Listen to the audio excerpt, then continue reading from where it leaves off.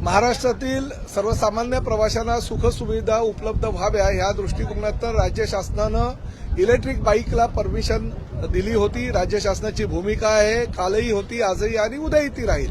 परंतु ओला, उबेर, रॅपिडो ह्या कंपन्यांनी मात्र त्याचा दुरुपयोग करून आज फक्त इलेक्ट्रिक बाईक टॅक्सीला परवानगी दिलेली असताना पेट्रोलवर चालणाऱ्या बाईक सुद्धा रस्त्यावर आणल्या। आमच्याकडे काही भयानक तक्रारी आल्या, कारण काही महिलांच्या तक्रारी होत्या, त्या संदर्भात आम्ही कारवाई केली। परंतु कारवाई केल्यानंतर सुद्धा त्यांनी त्यांच्या बाईक चालू ठेवलेल्या होत्या।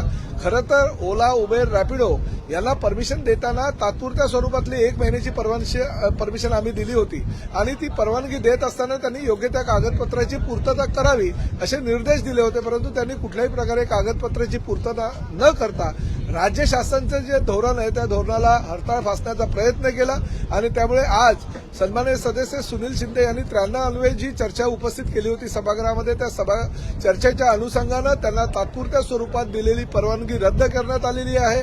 परंतु ती तात्पुरत्या स्वरूपातून भविष्यामध्ये जर त्यांनी कागदपत्राची पूर्तता केली, फक्त इलेक्ट्रिक बाईक टॅक्सीज जर रस्त्यावर आणल्या आणि इलेक्ट्रिक बाईक टॅक्सीला परवाना देत असताना राज्य शासनाचे जे काही सुरक्षिततेच्या दृष्टिकोनातून निकष आहे त्या निकष पूर्तता करण्याचा जर त्यांनी निर्णय जर घेतला तर त्यांना परत देण्यात येईल। परंतु आजपासून ओला, उबेर, रॅपिडोला दिलेले लायसन्स हे रद्द करण्यात आले।